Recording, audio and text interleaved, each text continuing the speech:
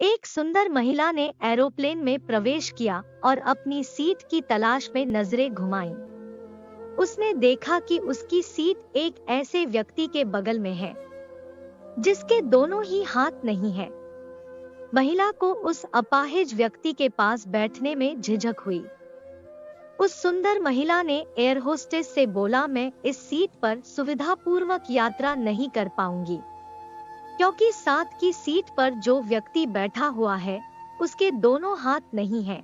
उस सुंदर महिला ने एयर होस्टेस से सीट बदलने हेतु आग्रह किया। असहज हुई एयर होस्टेस ने पूछा, मैम क्या मुझे कारण बता सकती है? सुंदर महिला ने जवाब दिया, मैं ऐसे लोगों को पसंद नहीं करती। मैं ऐसे व्यक्ति के पास बैठकर यात्रा नहीं कर पाऊंगी। दिखने में पढ़ी लिखी और विनम्र प्रतीत होने वाली महिला की यह बात सुनकर एयर होस्टेस अचंभित हो गई।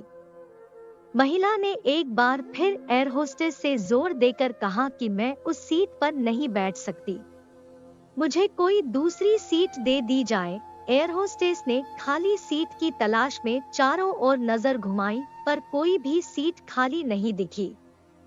एयर होस्टेस ने महिला से कहा कि मैडम, इस इकोनॉमी क्लास में कोई सीट खाली नहीं है, किंतु यात्रियों की सुविधा का ध्यान रखना हमारा दायित्व है। मैं विमान के कप्तान से बात करती हूँ, कृपया तब तक थोड़ा धैर्य रखें। ऐसा कहकर होस्टेस कप्तान से बात करने चली गई। कुछ समय बाद लौटने के बाद उसने महिला को बताया, मैडम, आपको जो असुविधा हुई उसके लिए बहुत खेद है। इस पूरे एरोप्लेन में केवल एक सीट खाली है और वह प्रथम श्रेणी में है। मैंने हमारी टीम से बात की और हमने एक असाधारण निर्णय लिया। एक यात्री को इकोनॉमी क्लास से प्रथम श्रेणी में भेजने का कार्य हमारी कंपनी के इतिहास में पहली बार हो रहा है। सुंदर महिला अत्यंत प्रसन्न हो गई, किंतु इसके पहले कि वह अपनी प्रतिक्रिया व्यक्त करती और एक शब्द भी बोल पाती, एयर होस्टेस उस अपाहिज और दोनों हाथ विहीन व्यक्ति की ओर बढ़ गई और विनम्रता पूर्वक उनसे पूछा, सर, क्या आप प्रथम श्रेणी में जा सकेंगे, क्योंकि हम नहीं चाहते कि आप एक अशिष्ट यात्री के साथ यात्रा करके परेशान हो। यह बात सुनकर सभी यात्रियों ने ताली बजाकर इस निर्णय का स्वागत किया।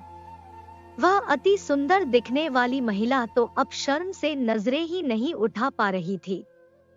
तब उस अपाहिज व्यक्ति ने खड़े होकर कहा, मैं एक रिटायर्ड सैनिक हूँ और मैंने एक ऑपरेशन के दौरान कश्मीर सीमा पर हुए बम विस्फोट में अपने दोनों हाथ खोए थे।